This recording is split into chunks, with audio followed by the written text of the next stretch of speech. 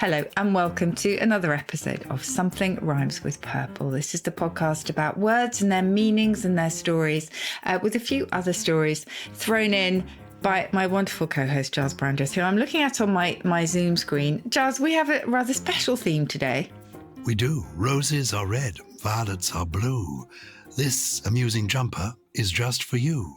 Oh, let me have a look. Well, you can't actually. It looks like you're wearing an anorak from where I was sitting. I do apologise. And the reason I'm wearing an anorak... You are wearing a coat, aren't you? I am wearing a coat. Underneath the coat is indeed another coat, and underneath that is a jumper with a big red heart on it. But the problem is, Susie, our boiler went. I know this is not very romantic. Here we are to talk about romantic. Yes, it went, and then the boiler men came, and they've been excellent. But every time they leave, and it all seems to be working, suddenly there's a terrible juddering in the house. Smoke and banging about. And we then have to phone them, and then they come back, and they explain that there's gas in the gussets, or there's water in the system, and it's the old pipes banging together, and they somehow echo through the house. We have to turn the whole system off again. No. But... how appropriate for Valentine's Day. My wife and I, we've been together for 55 years, so we're actually being forced even closer together after all this time because of the cold. We are hugging, not just for love, but for life. But for life. You have just reminded me of a word that I think we mentioned when we talked about different emotions that people feel. But I'll say it again because it's just so apt. The German Vorführeffekt, which is demonstration effect. And that is when things go wrong, the mechanic turns up, and the moment you want to show them that things have gone wrong, your system works perfectly. This also applies to a PowerPoint presentation that has worked perfectly at home. And then when you get to the conference, everything falls apart. This is the most brilliant word. Say it again, would you? Yes. Vorführeffekt. Demonstration effect. Vorführeffekt. Yes. Very good. It's also like you go to the doctor's with a hacking cough, and the moment you walk in, it just miraculously disappears and you can't demonstrate it. So I think that's what you're experiencing. Even worse for me, I go to the doctor and I forget why I've come. And he says, "You look fine." And I say, "Well, I feel fine." And, and I made the appointment, and oh, dearie me, so I waste their time. It's terrible. The first thing I want to say about this subject is love, that kind of romantic love, is not for everyone. Here we get to Valentine's Day, and some people aren't interested in the idea. Do you know the history of Valentine's Day? What is the history? Well, actually, before we get on to the history of Valentine's Day, what is the history of love? Where does this word love come from? Yes, love is one of the oldest words that we have.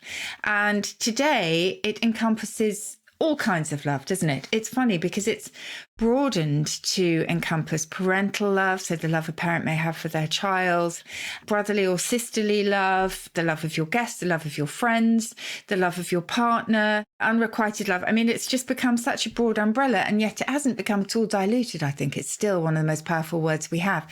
But as we'll discover, it wasn't always that way. We did used to differentiate between different kinds of love. But there are famously now no real synonyms for it. Oh, interesting. And the word itself, L-O-V-E, what is the root of that? So it goes back to an ancient word that then percolated through into lots of different languages. So in German, we have Liebe, which is based on the same root. Not the same for the French. They have amour, which of course came from Latin, amor amasamat. But for us, we went the Germanic route, and we inherited it from, as I say, from that ancient stem. And it's fascinating because it's also linked to leave, as in military leave or a leave of absence, etc., and furlough as well. The whole idea is sort of having permission to love.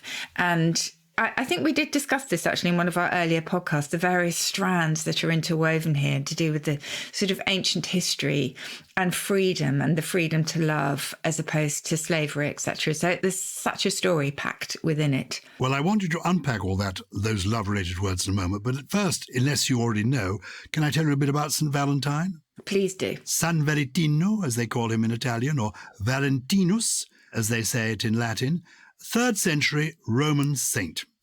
February the 14th, today, on the day this is going out first to the world, is the day in which he is commemorated in Western Christianity, though I think in the Eastern Orthodox Church, their Valentine's Day is not until July. Anyway, from the Middle Ages, it's a long time now, 1,000 years, this Saint's Day has been associated, I think, originally with the idea of courtly love.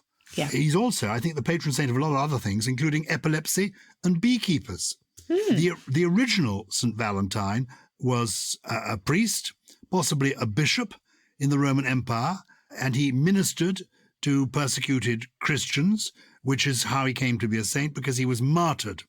And his body buried at a cemetery on the Via Flaminia on February the 14th, which is why today is the Feast of St. Valentine's. Yeah. I think Claudius actually executed 2 men, both named Valentine, on February the 14th, but in different years. And it's maybe tied into the Roman feast of Lupercalia. Do you know about that? No, tell me. Maybe a sort of successor to that. So this was a fairly extraordinary festival that took place in Roman times from February the 13th to the 15th. And animals would be sacrificed, and then men would supposedly either whip women with the hides of the animals they had just slain, or run around naked and be whipped themselves. Very, very strange. But the whole thing was supposed to be sort of charged erotically. And it's possible that that idea of love, albeit a very strange manifestation of love, then filtered through. Or it's possible that Lupercalia was seen as some sort of pagan ritual. And so later on in centuries, going forward, maybe even by the 5th century, the idea was that we would dismiss these pagan rituals and then substitute courtly love instead, which was much more genteel. So do you want to take me into those other love-related words and other words for love, if you can find some? Yes. Apart from amour. Apart from amour. Well, I'm going to look back to Old English first of all, and then I'll take you even further back. So I mentioned that we had distinctions between different kinds of love, even in English, and they were quite lovely, really. So my pronunciation is not going to be great, because one of my absolute pledges to myself this year is to master Anglo-Saxon pronunciation. But anyway, I'll give it a go. Bernluffe was a mother's love for her child. Sibluffe, which you can probably guess, was kin love, so that's for your relatives. Freondluffe was friend love, the platonic kind. And there was also kind of an emotional distinction. So Sorluffe was a sorrow love, that one that brings heartbreak. And that might come from Oferluffe, which was excessive love. Oofa-loofa, I like that. Oofa-loofa. Oofa-loofa. So as I say, today we rely on that single word for all of them, which is extraordinary. But these Anglo-Saxon Old English terms were in turn based on 6 different states of love that the ancient Greeks demarcated, essentially. And again, they are lovely. And they distinguish between natural, instinctive affection, so the one that you share with your family, hopefully. Again, the love that you have for friends, which was called philia.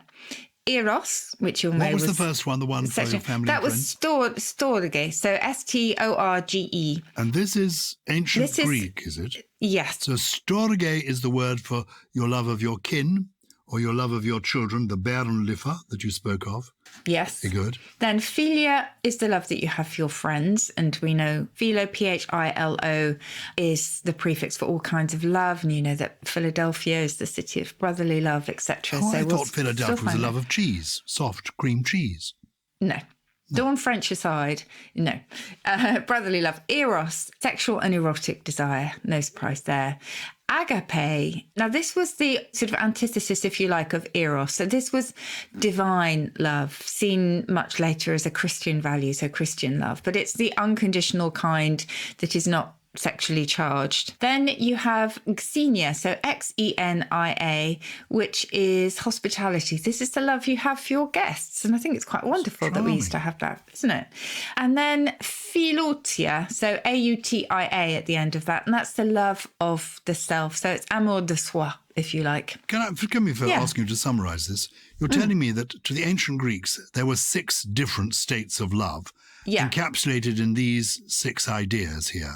Yes. Some of these words seem to be names, like Eros is also the name of a character, isn't it, in Greek mythology? There's a statue of Eros, isn't there? Indeed. But yeah, all bound up with, so the vocabulary and the myth in ancient Greek times are very much kind of bound up together, sometimes inextricably. But yes, they were very, very clear as to what kind of love they were referring to. I think it's very good. Xenia, I feel also as a name. I feel I've heard it as a girl's name, Xenia, but maybe I'm inventing that. Well, we talk about being xenophobic, don't we? So that is obviously a fear or an animosity towards foreigners or strangers. But in this sense, it's the love you have for your guests. So people who come from outside, that same idea of sort of being foreign, yet you welcome them and you love them. And we've talked before about the sort of rituals that exist between guest and host, and particularly in some cultures, very, very prescribed ways of behaving, ways of asking for things, etc. So all of that very much framed in that Greek vocabulary. Ah, very good. You're explaining to me that as far as the Greeks were concerned, these 6 terms actually described the totality of love. All the possibilities of love can be summed up in storge. Is that how you pronounce it? Yes, or storge. I think it's soft or hard G. And that's for the love of family. Philia is the love of... Your friends. Your friends. Eros is erotic love, a sexual love. Agape is... that's a kind of love of God, love without an element of self in it. Is that right? Exactly. It's altruistic love, seen as very much a Christian value. So actually, agape was embraced in Christianity as divine love, as opposed to eros, which is love of the flesh. And xenia is love of strangers, love of guests, love of new people. Yeah. Yes. And I like this one, philautia. To love oneself, said Oscar Wilde, is the beginning of a lifelong romance. That is what philautia means, is it? Yes. And do you remember, I think when we talked about emotions, we distinguished in French between amour de soi, which is this is self-esteem, self-confidence, loving oneself, as in the Oscar Wilde sense, and amour propre, which is the love of oneself, which is dependent on other people. So I always translate this into chasing Instagram likes or Twitter likes, etc. So it's seeing yourself very much through the filter of other people and your own valuation of yourself being dependent on those, which, as we know, is the road to hell. But this one is very much, I think, a sort of a lovely kind of self-love in that it's nourishing. When I was very young, I met a splendid old actor called Robert Morley, who was famous from the 1930s until the 1960s, and he appeared in a lot of international films. But he also was, I think, perhaps the first actor to play Oscar Wilde on the screen a long time ago. And he told me that the Oscar Wilde line is worth living by. He said, you really must learn to love yourself, because then you'll find in life you're often alone, and if you love yourself, then you've always got a good companion. So my advice to you is really enjoy your own company. Love yourself. Yeah. There's nobody better. Nobody who understands you as well as you understand yourself. So make the most of it. Love yourself. That was his philosophy. Love yourself. That's a very good message for Valentine's Day, I think. I'm going to introduce you to some other kinds of love that the ancient Greeks hadn't yet discovered. But there's one that perhaps wasn't so relevant in ancient Greek times, but I think we need to find a word for in modern times, and that's the love of your pet. Because I think that is a really distinct kind of love that is quite altruistic, isn't it? It's not really complicated. It's just a very simple, again, affirmative kind of love. And I think we need a word for that. It is the best kind of love in many ways. I'll give you a few other love-related words, though. And there's one that you may remember because it's been one of my trio before. Verna lagnia. Yes, I thought this was a delicious kind of pasta, but it turns out not to be. Does sound exactly like that. No, this is sort of amorous feelings that are brought on by spring. So, lambs, gambling, friskiness outside in nature. This is sort of spring lust, if you like. As in the vernal equinox and all that? Yes. Vernal means spring, does it? Yes, it comes from the Latin for spring, and then the lagnia is the lust bit. Oh, so verna lagnia. That's when you feel like a frisky spring lamb, frolicking about, looking for a little bit of action behind the daisies. Well, it's when, everything else is erumpent. Buds are bursting forth and just life is in the air, really. I suppose it's just all linked. And I'm sure there is quite a profound effect on our natural surroundings, on, our feelings. Say the word erumpent again. What is that word? I've got to note it down in my notebook. Erumpent. It means bursting forth, particularly of buds. I've started, Susie, this will interest you, a notebook called Favourite Words from My Friend Susie. because whenever I do an interview for anything, people say, do you have a favourite word? And I keep falling back on the same 2 or 3. Yes. Yes, which is why everyone is now familiar with the word apricity. But Good. I ought to have a notebook on me with different words. And my problem is, the moment the podcast is over and I've been off and had a glass of water and a biscuit, I'm thinking, what was that word? Erumpent. So I'm writing it down, Erumpant, and it means... E-N-T. And it's, erumpent. It means, bursting forth. Bursting forth. So magnolia buds I always think of as being quite erumpent because suddenly they burst into flower. When the vernalagnia hits you, you are erumpent. You are erumpent. Now, we all know about coup de foudre, which is love at first sight, but a glorious French metaphor because it means a stroke of lightning. Isn't that interesting? I thought foudre was thunder. Well, it's thunder and lightning, isn't it? Yeah, you're probably, because we've got tonnerre as well. Tonnerre is you're right. Yeah. No, tonnerre is thunder. And we always have éclair, don't we, as well, for lightning. And we have, it is lightning. So it comes from the Latin fulgura or fulgere, which is to shine bright. But actually, I think you're right. It can be both lightning, but also a thunderbolt. So I'm sure the whole storm, tempest is mixed in there. It's like the flash of lightning. It is like being hit by a thunderbolt, a coup de foudre, suddenly. Oh. As opposed to, and I'm going to test you on this because we have discussed this before, cavoli riscaldati. Remember this? This is Italian this time. No, it sounds like an unfortunate skin complaint. The technical term for it. Say it again. Cavoli. Cavoli. So if you're fond of your greens, you might think of a sort of slightly special type of kale relative. Cavolo nero. Does that ring any bells? Well, that sounds like black, green and black. Oh, as in chocolates. No, this is reheated cabbage. Do you remember? This is the Italian for a failed attempt to revive a romance. So it's when you're seduced into thinking, all the old problems will have gone away by now, only to find that they are all still there. Oh, it's tragic. This can go so terribly wrong. Don't try to rekindle. Yes. Well, or maybe Don't try to reheat cabbage. Okay, so I think it can apply to more than a romance. I think that's quite handy, actually. Yeah, actually it can. Don't reheat old cabbage. And then you talk about infatuations. An infatuation is quite nice because that in Latin broke down into in meaning into, and then the fatuous, which of course we still have, albeit of a different spelling, meaning foolish.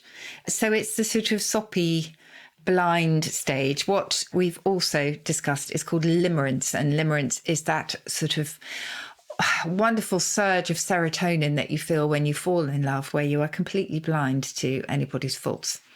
Limerence.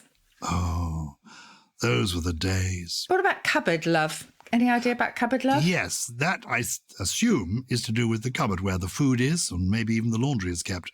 It's liking somebody. Well, you see, my wife would say, "Oh, well, the cat with the cat." I say, "She really loves you." She says, "Oh no, it's just cupboard love," meaning she loves her because my wife is the person who feeds the cat. Yes, cupboard love, absolutely. It's because you essentially want something in return. And the sort of a lovely kind of, it's not quite the antithesis of this, but it does imply true, genuine love. And I wish it sounded nicer, but you'll find it in the OED, long lost redamancy, Redamancy. And it means quite simply the act of loving back. So this is requiting love. It's nice, isn't it? Very good. Nothing worse than unrequited love. Redamancy is when it's working out okay. It's two-way traffic. It's fantastic. It's two-way traffic. And you were going to give me a stork. Yes. Well, it's the stork the bird. Kind of bound up in the same tradition, I suppose, is again a not particularly nice sounding word, but a lovely one all the same. And it's anti-pelargy. So A-N-T-I, anti, and then P-E-L-A-R-G-Y. It's an odd-looking word on the face of it, but it is the reciprocal love between child and parent, or I suppose originally a child's love for its parents. And pelagios is Greek for stork. And it looks back to the bird's reputation in antiquity as one of the most affectionate and fiercely loyal of all creatures. And there are these wonderful classical legends that tell us of young storks that bear in flight the weight of their parents when those parents reach old age. So the young are carrying the old, which I think a lot of carers for their parents will sort of appreciate this metaphor, really, that you are bearing their weight after they bore yours for such a long time. And there was a law in ancient Greece that was known as the Pelagonia or I think Pelagonia for the hard G this time. And it dictated that children must always care for their elderly parents. So this was it was prescribed in law, as well as being an instinctive and spontaneous kind of love.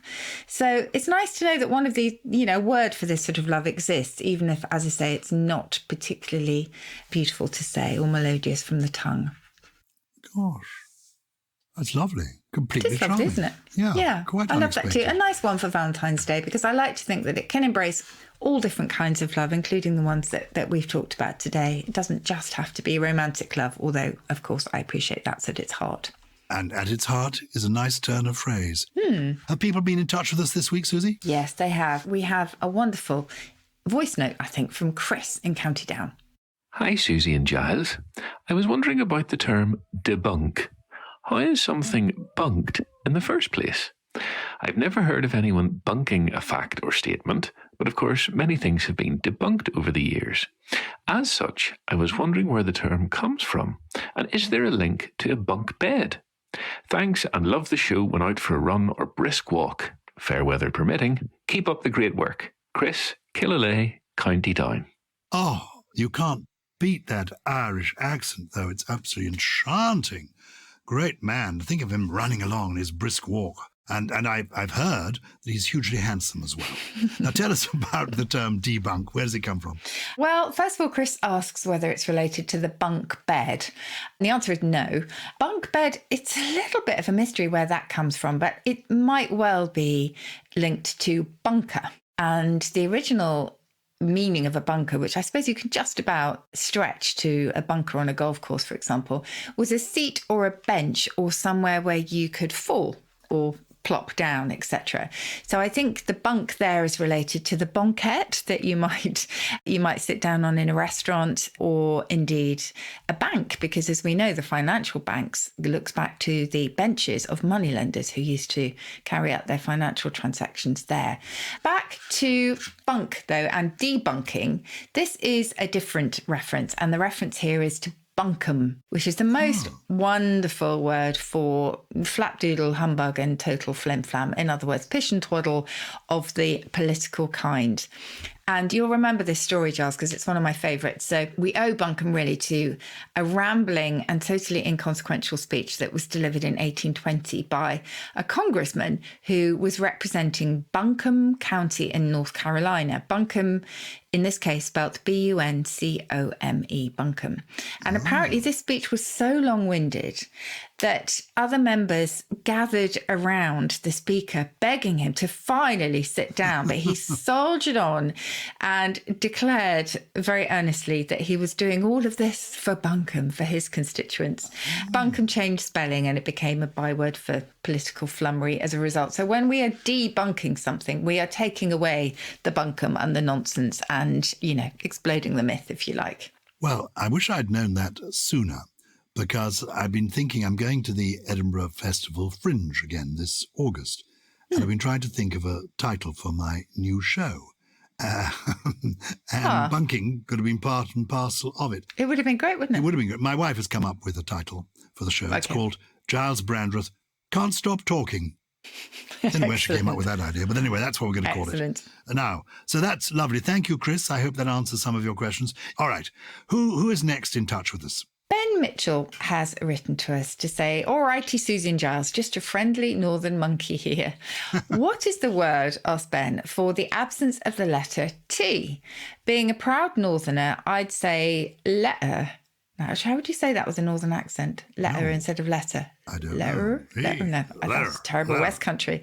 Yes. I'm so sorry, Ben. We are letting you down phenomenally here. But he says, my throat would open and close, making a silent letter. I have the word Gütersloh in my head, but I keep getting redirected to the German town of Gütersloh when I try to search. Well, you're almost there, Ben. I love the fact that you've made a toponym out of this, but what you're looking for is glottal stop. And as the name implies, a glottal stop is made in the glottis, and this is the folds of the vocal cords, and that's part of the throat we close off when we swallow. And the reason it's called a stop is that you interrupt that airflow when you're speaking. So it's a bit like if you say to me, uh-oh, Gyles, you will see that you're making that sort of stop of airflow in the middle. Uh-oh. And they're there all over the place in standard English. So you will find network, we say. We don't say network anymore. We say a pitfall rather than a pitfall. Or how would you say pitfall? Pitfall. But that's because okay. I was taught that diction was so important, you know. Vowels for volume, consonants for clarity. You've got to get them right. Yes. So I think I probably would say pitfall. Pitfall and network? I would say network, wouldn't I? Okay, I would say network. I know what you're saying. Yeah. You kind of stop in the middle. So you will find those in standard English and then what is called non-standard English. But of course, you have to remember that standard English was pretty much prescribed a long time ago by Southerners. It was basically the sort of London or Southeast England standard. You will also find it in place of a T before a vowel sound, or between or before a vowel sound. So like letter. And you'll find it everywhere. If anyone is watching Love Island at the moment, glottal stops abound. Is it correct or not? That's entirely in the ears of the listener. Essentially, we don't, as we so often say, Gyles, in dictionary making, we don't prescribe how people pronounce things or how they use things. We simply reflect how they are being used. But generally, you don't find glottal stops in the pronunciation of standard dictionaries, at least not yet. But it's a perfectly normal sound that is, as I say, prolific in English and also very much regional, as Ben says. Good. The glottal stop. Very nice. Glottal stop. My trio. Just to say, if anybody struggles with the spelling or can't remember them like Gyles, you can have a little black book should you wish, but you can also find them in the programme description blurb of each episode. And you'll also find the title and author of Gyles's poems as well. This seems particularly apt in sort of COVID times, really. And COVID is kicking off again here in Britain. And we all hope that we retain our good sense of smell, because obviously the lack of it, the anosmia as it's called, is often an indicator of COVID. So let us all be macrosmatic, and that is macro and then somatic, S-M-A-T-I-C, and it means having a very good sense of smell, macrosmatic. Then, Gyles, do you know what it's not so much the official name, but perhaps the technical name for the sound of a bagpipe? No. It's rather lovely. It's quite a shrill but very beautiful sound, I think, bagpipe. Oh, do you? Sounds... You know the definition of a Scottish gentleman, don't you? No. Scottish gentleman is someone who knows how to play the bagpipes, but doesn't. Skirl, S-K-I-R-L. Oh, I did know that. The skirl of bagpipes. I thought that was a particular flourish, but that is the general sound that bagpipes make, is it? Yeah, and I like the fact that there's a very specific word for it. And I talk about confelicity, don't I, a lot, joy in other people's happiness. Well, if you want to celebrate the success of someone else or your own, you can conjubilate. I quite like this one. To conjubilate is to celebrate together. So those are my 3 words for you today. Those are beautiful words. And I've got 2 very short poems for you today. Oh, lovely. By 2 of my favourite female poets. And they're both poets with a sense of humour. One poem I'm sure I've read to you before. It's very short, but it's by Jane McCulloch. And it's relevant to St. Valentine's Day and to the sort of thing we were talking about earlier, about reheating old love. This poem is simply called The Old Lover. Was I? Did I? Seriously? Was it so? Were we? Like that? Really?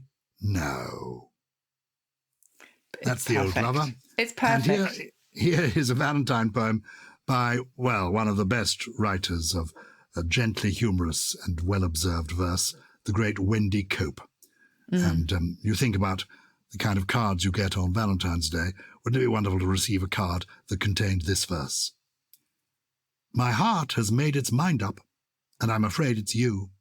Whatever you've got lined up, my heart has made its mind up, and if you can't be signed up, this year, next year will do. My heart has made its mind up, and I'm afraid it's you. That's great too. Yeah, Nice Wendy little poem, Cope on Love is... Yeah. Yeah, she was great. Well, look, happy Valentine's Day, Susie. Likewise. I haven't sent you flowers. I haven't sent you a box of chocolates. What would you like to get for a Valentine's Day gift? Do you know what? I would love a book of poetry. Very good. Well, I will send you a little book of poems, actually. Oh, for the love between friends. A that filial gift. That would be a lovely, lovely gift. I will Thank you. say that. I'm giving it to you. That would be a pleasure to send you a little book of poems. Good. Thank you, Gyles. Well, that's our lot, isn't it, for today? It is a lot. And if you loved the show, as we hope you did, please continue to follow us wherever you get your podcasts. And we would love it too if you could recommend us to friends and family. Don't forget, we are on social media. You can find us on @SomethingRhymes on Twitter and Facebook, or @SomethingRhymesWith on Instagram. And if you'd like more Purple, there is always the Purple Plus Club, where you can listen ad-free and tune into some exclusive bonus episodes on words, language, and indeed poetry. Yeah. And you know, I might mention this, I've taken to listening to our podcast in the evenings because my physiotherapist has me doing exercises before I take my evening shower. So I am doing my exercises to your dulcet tones, Susie, and I'm liking what you're saying.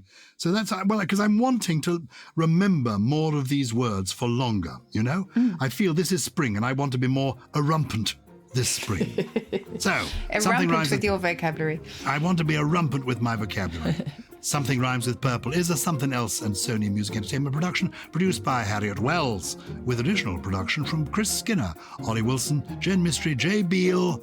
Jay Beale's the special one. And... Wow, just trying to think what kind of love we have for this person. Gully, come back. We'll welcome you to the Skirl of Bagpipes.